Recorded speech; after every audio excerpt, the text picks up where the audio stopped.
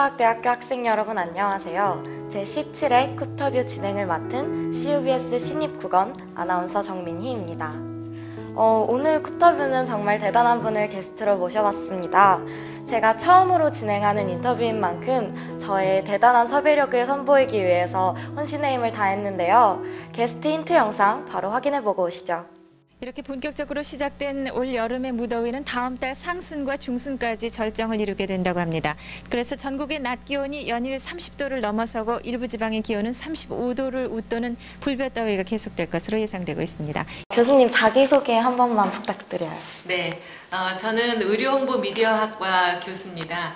수업 시간에는 스피치 커뮤니케이션 그리고 방송 저널리즘, 의학 저널리즘을 강의하고 있고요. 저는 1981년부터 한 12년 동안 KBS 아나운서로 일을 했는데 주로 한 프로그램은 KBS 9시 뉴스 그렇게 많이 알려져 있고, 최근에는 2016년부터 2년 동안 여성가족부 산하에 있는 한국청소년활동진흥원이라는 곳에서 일하기도 했습니다. 오랜만에 학교에 돌아오셨는데 네. 힘든 점은 혹시 없으신지? 힘든 거는 없고요. 오히려 교정에 내가 다시 돌아왔구나 해서 반가웠는데요. 이제 한 가지 저로서 조금 아쉬웠던 점은 2016년 봄에 그 청소년 기관에 갔거든요. 그러다 보니까 우리 2016, 2017, 2018 학생들을 자세히 만나지를 못했어요. 수업 시간에. 그러다 보니까 이 3년 동안의 그 갭이 있어서 누가 누군지 구별하기가 쉽지가 않았어서 아쉬웠습니다. 그렇다면 네. 교수님으로서 학생들을 바라볼 때 가장 뿌듯한 때가 언젠지 궁금해요. 아마 모든 교수님들이 다 마찬가지시라고 생각이 되는데요. 처음에 학교에 들어오면 꼭 애기 같아요.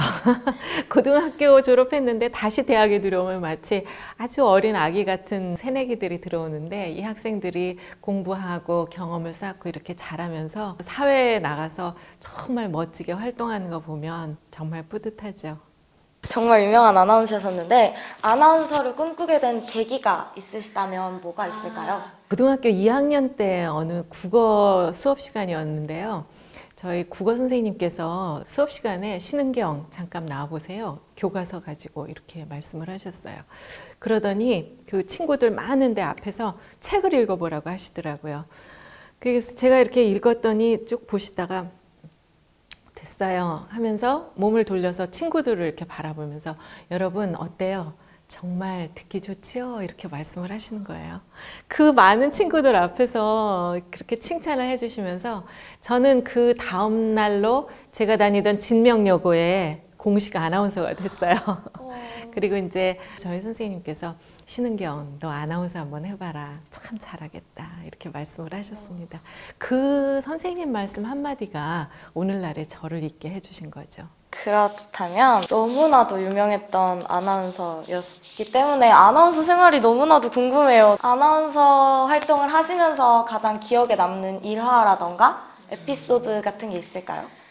저녁에 뉴스를 하기 위해서는 그 시간만 가는 게 아니거든요. 오후가 되면서부터는 이제 방송국에서 계속 그날의 시사 이제 문제점을 다 봐야 되고, 회의에도 들어가야 되고, 준비하고, 분장하고, 옷 입고, 또 그 원고를 다시 보고 제 MC 멘트를 쓰고, 이런 일들이 참 많은 시간을 필요로 해요. 그러다 보니까 시간이 없어요. 모든 시간을 다 방송에다 쏟아붓는 거죠. 그리고 뭐 끝나고 나면 벌써 한 11시 정도 되고 이러니까 누구의 결혼식에 또 저녁 모임에 아무 데도 못 갔고요. 항상 회사의 식당 밥을 먹으면서 그렇게 이제 지냈는데, 다행히 이제 KBS 9시 뉴스를 진행하는 메인 앵커였고 또 대표 아나운서였기 때문에 중요한 프로그램들을 많이 맡았어요. 그래서 예를 들면 그때 1983년에는 여러분들도 다 아시는 이산가족 찾기 프로그램의 MC도 맡았고요. 그리고 88년에 서울 올림픽이 있을 때 그때 올림픽 메인 앵커를 하기도 했습니다. 좋은 기억들이 너무 많았어요. 그렇다면 아나운서의 생활도 지금 현재 교수님으로서의 생활도 항상 최선을 다해서 임하고 계시는데 많이 힘드실 것 같아요. 그래서 혹시 교수님만의 힐링법이라던가 스트레스 해소법 같은 게 있다면 뭐가 있을까요? 저는 이제 나무가 많은 데를 좋아하고요. 물이 있으면 좋아서 그런 데를 가면은 참 많이 좋은데 그럴 시간이 많지 않잖아요. 그러면 이제 영화를 봐요. 영화를 보면서 거기에 펼쳐지는 그 장면들을 봅니다. 집 가까운 영화관에 막 수시로 가고요. 그럼 신은경 교수님만의 좌우명이 있다면 너무 알고 싶어요. 좌우명이요. 의연하게 기품 있게 이런 그 부사를 사용을 하고 있어요. 그게 뭐냐 하면 사람들이 살다 보면 그 고난, 시련 이런 게 어차피 많잖아요. 어떤 어려움이 닥치더라도 자기 스스로에 대한 믿음을 잃지 말고 꿋꿋하고 기품 있게 의연하게 이렇게 당당하게 그런 모습을 찾을 수만 있다면 언젠가는 그 어려움을 다시 딛고 일어나는 순간이 있거든요.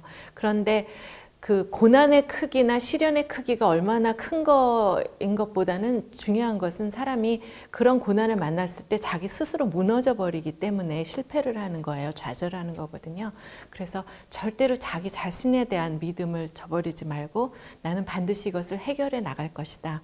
회복할 거다. 이런 믿음을 가지고 의연하고 기품을 잃지 않는 그런 삶이 되려고 노력하고 있습니다. 책을 직접 출간하실 정도로 책에 대한 사랑이 정말 각별하신 것 같고 책을 너무나도 좋아하시는 것 같은데 학생들에게 꼭 추천하고 싶은 책이 있다면 뭐가 있을까요? 제 책은 지금까지 한 8권 썼는데요. 아주 오래된 책 중에는 9시 뉴스를 기다리며라는 이제 그 앵커가 되고 싶거나 방송인이 되고 싶은 학생들이 읽으면 좋은 책이 있는데 좀 오래됐어요. 최근에는 이 말하기에 대한 책들을 많이 썼습니다. 그런 책도 보시면 좋을 것 같은 생각이 들어요. 홀리 스피치, 또 신은경의 차차차 이런 책들이 있어서 말하기에 도움이 될 것 같고요. 또 특히 이제 우리 대학이 행복을 추구하는 대학인 건 알고 계시잖아요. 그래서 그 서울대학교 최인철 교수님이 최근에 내신 굿 라이프라는 책이 있어요. 추천하고 싶고 또 그 말콤 글래드웰이라는 사람이 쓴 책들이 이제 많은데 Outliers, 또 티핑 포인트, 또 최근에는 뭐 다윗과 골리앗 이런 책을 썼는데 이 사회학적으로 세상의 많은 일들을 보는 시각을 새롭게 해줘요. 그래서 우리 학생들이 폭넓은 상식을 갖거나 관심을 넓혀주고 싶을 때 그런 데 도움이 되는 책이라고 생각합니다. 마지막으로 차익과학대학교 학생들에게 인생을 먼저 겪은 선배님으로서 해주고 싶은 조언이 있다면 뭐가 있을까요? 인생은 마라톤이라고 생각이 돼요. 단거리로 막 달리고 이제 끝 점수가 나오는 게 아니라는 거죠. 그러니까 대학을 와서 공부하고 졸업한다는 것은 그 긴 여정의 극히 일부에 불과해요. 어떻게 생각하면 출발점일 수밖에 없거든요. 그러니까 이 학교가 나의 모두라고 너무 생각해서 너무 실망하거나 너무 큰 기대를 한 후에 뭐 좌절하거나 이러지 않았으면 좋겠다는 생각이에요. 우리 차의과학대학교는 작지만 아주 강한 대학교인 거 알고 계시잖아요.